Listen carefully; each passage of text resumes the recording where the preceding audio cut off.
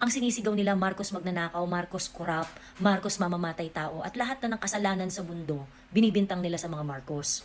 Ngayon, kahit mas maliwanag pa sa sikat ng araw na si Bongbong Marcos Jr. ang may kasalanan kung bakit nagkaroon ng sistematikong korupsyon sa mga flood control projects, hindi nila ma-call out si Bongbong Marcos at maitumba ang kanyang presidency.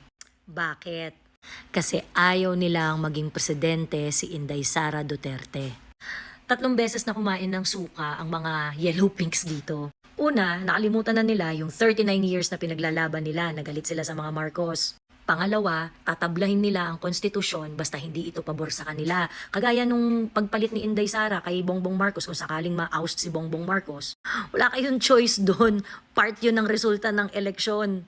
Yun ang role ng Vice President. At ang pinakamalalang kain suka, yung tinatawag niyong korap, pinaka-korap na tao, ay pagkakatiwalaan ninyo na mag-imbestiga sa flood control project na kung saan siya ang pumirma ng budget.